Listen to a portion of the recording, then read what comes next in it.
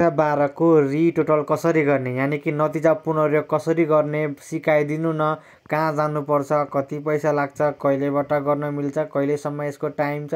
यस्ता मेसेज मलाई धेरै आएको छ र मैले भिडियो बनाउन पाएको छैन र आज तपाईँहरूलाई म यसको बारेमा सबै कुराहरू जानकारी यसै भिडियोमा दिनेछु। भिडियो अन्तिमसम्म एउटा पनि स्किप नगरिकन हेरिदिनु हुनको लागि अनुरोध गर्न चाहन्छु र हाम्रो च्यानलमा नयाँ हुनुहुन्छ भने च्यानललाई सब्स्क्राइब गर्नुहोला र छेउमा रहेको बेल आइकन पनि दबाउनु होला र ढिला नगरिकन म विषयवस्तुमा लान्छु। नतिजा पुनर्योग भन्ने तपाईँले यहाँ देख्न सक्नुहुन्छ।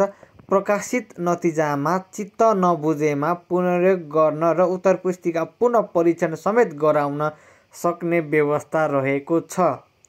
पुनर्योगका लागि परीक्षार्थीहरूले अनलाइन मार्फत आवेदन गर्न सकिने व्यवस्था गरिएको छ, जस अनुसार परीक्षार्थीले आफूले पुनर्योग गर्न चाहेका विषयका लागि यस कार्यालयको वेबसाइटमा गई पुनर्योग फारम भरी आवेदन गर्न सक्नेछन्।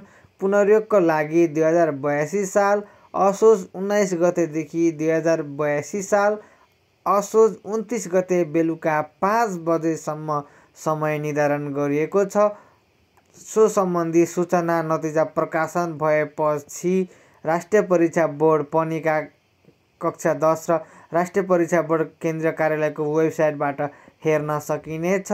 साथै 2081 सालको नियमित 2081 12 महिना 7 गतेदेखि 2081 12 महिना 19 गतेसम्म सञ्चालन परीक्षामा ग्रेड वृद्धि समूहबाट सिम्बल नम्बर 1 बाट सुरु भएका परीक्षार्थीहरूको विविध कारणले नतिजा स्थगित भई तोकिएको समयभित्र पुनर्योगको लागि आवेदन दिन नपाएका परीक्षार्थीहरूले समेत पुनर्योगका लागि निवेदन दिन सकिने तथा अनलाइन मार्फत आवेदन गर्न कठिनाइ भएमा परीक्षा नियन्त्रण कार्यालयमा आइसिधै आवेदन गर्न सकिने समेत व्यवस्था गरिएको छ भनेको छ। अब यसबाट हजुरले के बुझ्नु पर्यो भने कक्षा 12 को तपाईँले रिटोटल गर्न मिल्छ, त्यसको लागि अनलाइनबाट गर्न मिल्छ। एउटा सब्जेक्टको 500 रुपियाँ लाग्छ, ट्याक्स 7 रुपियाँ कति त्यस्तै काट्छ। तपाईँसँग ई सेवा खल्ती पेमेन्टहरू यस्तो हुनुपर्छ है।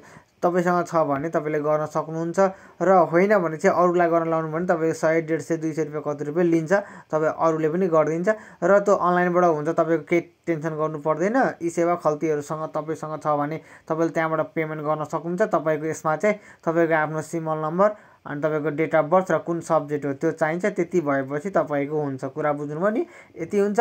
र यो समय भनेको चाहिँ तपाईँको असोजको 19 गतेबाट अस्तिबाट सुरु भएको असोजको 19 गतेबाट तपाईँको 29 गतेसम्मको टाइम छ। तपाईँले यस बिचमा फर्म भर्नु होला। भिडियो सक्दो सेयर गर्नु होला। तपाईँहरूलाई भर्न आउँदैन भने चाहिँ यो भिडियोको डिस्क्रिप्सनमा अथवा डिस्क्रिप्सनमा तपाईँहरूलाई चाहिँ म मेरो वाट्सएप राखिदिन्छु। यानि कि मेरो भन्दा मेरो टिमहरूको पनि हुनसक्छ।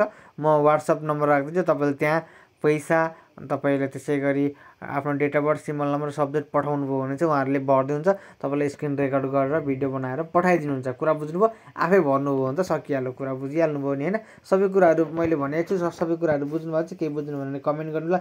भिडियो सक्दो सेयर गरिदिनु। हस्त नमस्ते, बाई।